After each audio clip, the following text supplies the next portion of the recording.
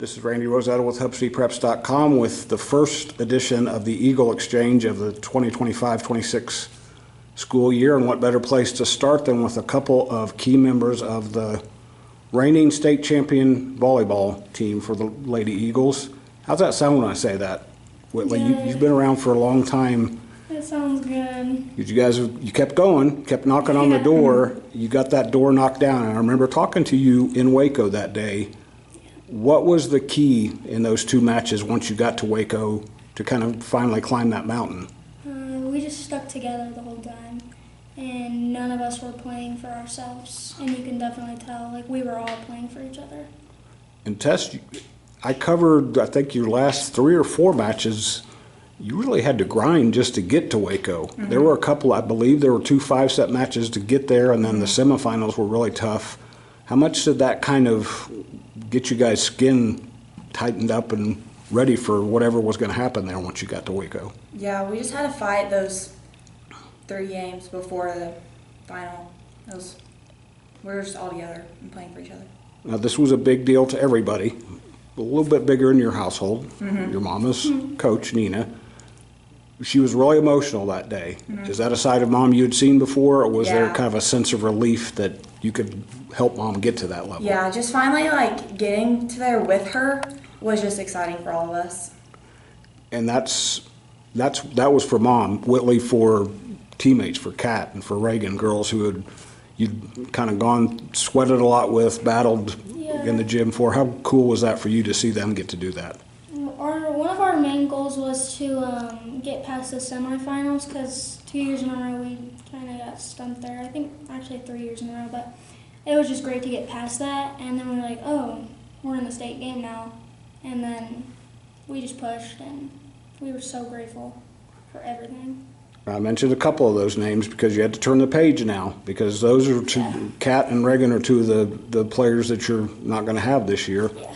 A little bit different look, but I would think you guys have gone into the last several seasons with the expectations really high. A little bit different kind of expectations now since you got that state championship. Now people kind of look at you, Tessa, and think you're the team to beat. How do you like that target being on you? Yeah, I like it. It just pushes us more, I feel like. And we just have that goal to get there again. And Whitley, you're a quiet kid. Getting to know you these last 4 years, I was teasing you walking up that I've solved the mystery. I can get you to talk a little bit more now. Yes. But you're also exceptionally competitive, just watching you in 2 different sports at least. Yeah. How much does it help you kind of get that fuel going even hotter to know you've lost Kat, you've lost Reagan, you've lost some key players, but now it's time for you guys to see if you can make history repeat?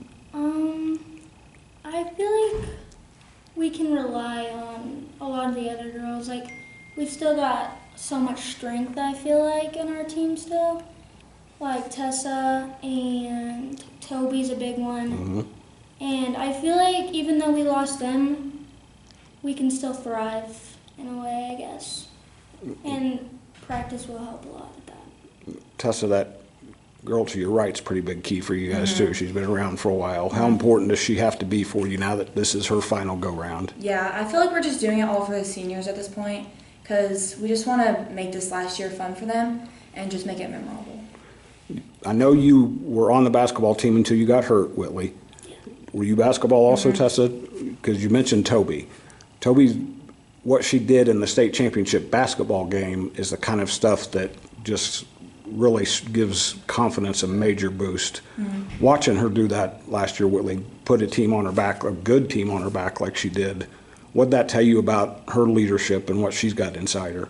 I just know Toby's a player, and she plays for her team. Not an ounce of her is playing for herself, and you can see that every day at practice and games and scrimmages. You can tell. And that's a really great thing. She's a great teammate too, Toby is, and I love playing with her. What are some keys for you guys, Tessa? We've talked about girls you've lost, but you are 2 of the key players. Toby's another one. What are some keys for you guys to maybe not pick up where you left off, but start building to where you left off? I feel like team bonding, just doing stuff outside of this, is really that's what makes a team come together and stuff. And also just being there for each other. That's a big thing. Now, you've had to grow up a little bit too. Have you been up since you were a freshman also? So you guys both have that in common. I asked her to talk about you, Whitley, so you talk about Tessa a little bit. What does she bring to the table for you guys? Well, she's a leader in herself, and we can trust her big time. She knows who to set. She knows who's in the front row, and she knows who we can rely on. And that's so nice to not have the pressure of having to be like, does my setter know what she's doing? Because she clearly does. And she's become a hitter, a big hitter for us too. So she's definitely what we need, and we can rely on her big time. You two are a couple of the key elements, but Whitley, who are some other girls that maybe, I remember asking Kat, I think it was Kat when she was a sophomore and you were a freshman, who were some of the players that maybe nobody knew about yet, and you were one of the ones she mentioned way back then. Who are some girls maybe who are off the radar right now that you're going to lean on? And both of you can answer that. There's a freshman that we have that I think she will definitely step up when it's her time to. But coming in as a freshman, that can always be a little nerve-wracking. Both of you know that. But her, and then honestly, my sister Miley, she's a big element in the back row, and I guess she doesn't shine as much, but I feel like she definitely could because her hustle, and I think she's great. And that's somebody else who gained confidence not that she didn't have it, but in softball she gained a lot of confidence that she brings with her. Who was this freshman, this mysterious freshman? Ainsley Rice, I think that's her last name. Whitley mentioned this, being a freshman and jumping into a program. Now, you guys came onto a program that had been to the state semifinals, which was pressure enough. She's coming into a program that's now talking about wanting to be a state champion again. How much do you guys have to help her kind of get used to this level? We just have to be there for her, and like if she has any questions, we obviously answer them for her. And we're just like all so close, and that helps too. So. And I believe you've got a younger sister too, right? Mm-hmm. So there's two sets of sisters. Mm-hmm. How do you guys make sure that it's sisters at home and teammates on the court? Me and Miley personally are really good about it. We just have fun together the whole time. We're like sometimes it's like rough just like being on the same court together because obviously we fight and like we have like disagreements, but we just have to push through that and just be a team. You get that competitiveness from Mom, I believe, because Mom, watching you guys in the playoffs, as good as you guys were, as talented and fundamentally sound, I thought Coach Nina brought some stuff. I mean, she brought things out of you guys in key situations, and that's going to be important this year as you guys kind of grow and learn about each other. I won't get her to talk about her mom because I don't want to get her in trouble. But what does Coach Nina bring to the table for you guys in terms of just how she's able to light a fire into you guys? She's just so confident in us all. There's not an ounce of doubt in her. It would be really hard if you heard a coach that had doubt in you and you could feel it, but not once is Nina ever feeling doubt. She's always bringing us up, lifting us up. If we're having a hard practice, she is always there for us, and she's more than just a coach to all of us.